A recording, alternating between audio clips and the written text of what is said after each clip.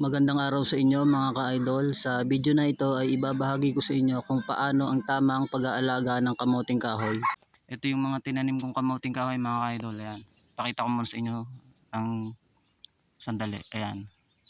Sa pagtatanim nito mga ka-idol, ang unang-una natin kailangan gawin is binubungkalin dapat yung lupa or araruhin. Ano nga bang purpose noon mga ka-idol sa pagbubungkal or sa pag-aararo ng lupa na pagtataniman ng kamuting kahoy? Ang purpose noon is mapalambot at mapabuhaghag yung lupa ang tinataniman nitong kamuting kahoy. Dito mga ka-idol, mano-mano yung ginawa ko dyan na pagbubungkal ng lupa gamit yung asarol.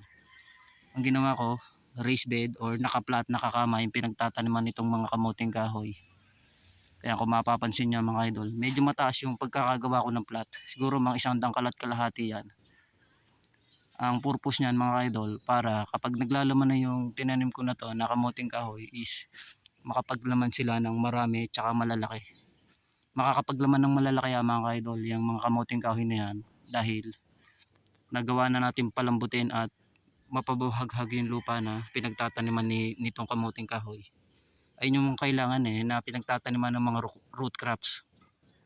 Dapat malambot, buhaghag yung lupa na pinagtataniman nila para yung mga ugat ng tinatanim nating root crops is nakakalago ng sobra sa ilalim, and then yung mga ugat na din na yon mga idol ay yung magsisilbing or magiging laman kapag naging matured na sila or gumulang na yung mga tinatanim natin na root crops.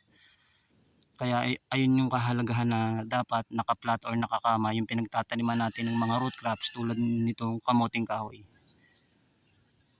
At yung susunod mga idol, sa tamang pag-aalaga nitong mga kamuting kahoy, lalo ngayon tag-init, mainit ang panahon, dapat dinidilig natin sila twice a day, morning and sa hapon. Ano nga ba yung best time ng pagdidilig nito? Siyempre mga idol, mga 7 to 8 AM sa umaga, and sa hapon naman pag mga 4 to 5 PM yung malamig na yung temperatura.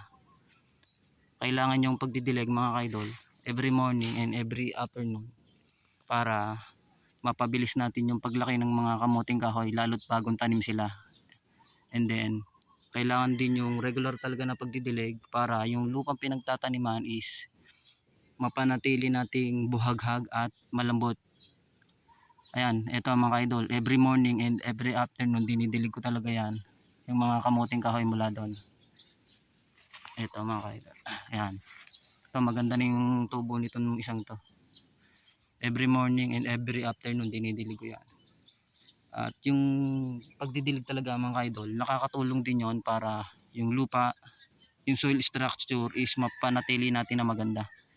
And mga idol, sa yung iba pang way kung paano natin maalagaan ng tama ang kamuting kahoy is yung pag may maintenance sa kanila. Ano nga ba yung maintenance dyan mga idol?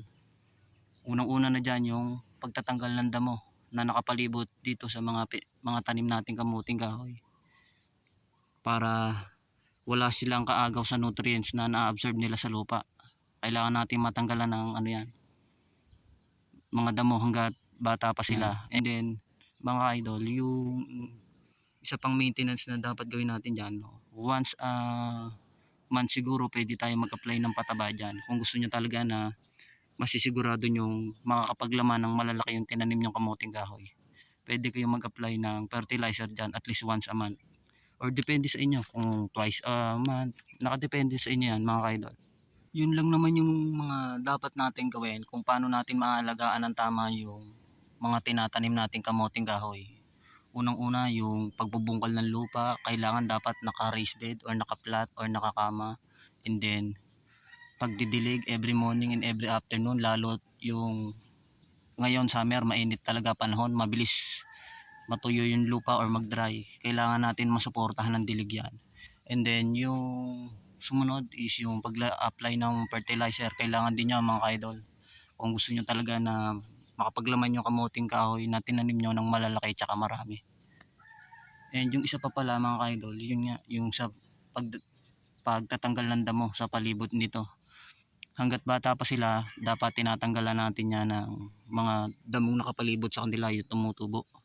dito sa bukid mga ka-idol, mabilis magtubuan ng damo, lalo't yung lagi natin nadidilig yung tinatanim natin na ano, kahit anong pananim sa palibot noon mga ka-idol, ang bilis magtubuan ng mga damo. Ayun yung kailangan nating tanggalin mga ka-idol, yung mga damo kasi aagaw sa nutrients na na-absorb ng mga tinatanim natin yan, makakapagpabagal sa paglaki.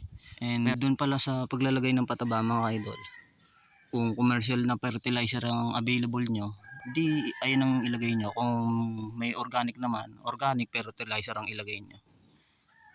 Maalin dun sa dalawa, basta ang kailangan dyan, ang main goal natin is makapaglaman yung mga tanim nating kamuting kahoy ng malalaki at marami, para makabawi tayo sa hirap and sa effort na ginagawa natin dito sa mga tanim nating kamuting kahoy sa pang araw-araw.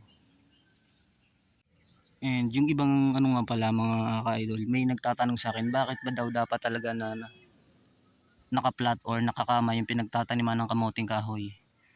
Ang sagot diyan mga ka-idol, katulad nga nung sinabi ko kanina, para makapaglaman ng malalaki at marami yung kamuting kahoy. Kasi kapag binubungkal natin ang lupa, napapalambot at napapabuhaghag natin yung lupa at napapaluag natin yung ano niya, soil structure.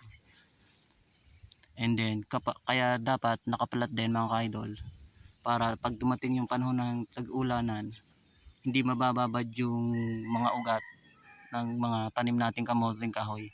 Kasi ang tendency nun mga ka-idol, kapag nababad yan, mabubulok yung mga ugat, and then kung naglalaman na yung tanim yung kamuting kahoy, mabubulok yung laman niyan kapag nabababad lagi sa tubig. Kaya ayun yung isa sa mga dahilan kung bakit dapat naka-flat yung mga tinatanim nating kamuting kahoy, dapat nakatumpok yung lupa para hindi mababad sa tubig. Kayo ba mga ka-idol, paano ba yung way nyo ng pagtatanim nitong kasaba or kamuting kahoy? Paano ba yung ano nyo, paraan, yung ginagawa nyo sa pagtatanim nito? Pakishare nyo naman dyan sa comment section mga ka-idol, kung paano yung ano talaga nyo, yung sariling diskarte nyo sa pagtatanim nito at sa pag-aalaga ng kamuting kahoy. Paki-comment nyo na lang dyan sa comment section. And mga idol, ito pa pala yung dalawa na tinanim kong kamuting kahoy, bukod dun sa nauna kong ipinakita sa inyo. Ganon din yung ginawa kong pagtatanim dyan, naka raised bed or naka tumpok yung lupa, nakasurko. Medyo malaki ng kaunti yung sibol niya kumpara dun sa marami-raming kamuting kahoy na ipinakita ko sa inyo kanina. And so ayun mga idol, yun lang muna siguro. Kung sa tingin nyo ay nakatulong itong video na ito, ay paki-like and share naman mga ka-idol, and wag nyo na rin kalimutang mag-subscribe for more videos. And wag nyo kalimutan na i-hit yung notification bell button para lagi kayong updated pag may bago tayong upload. Yun lang, thanks for watching.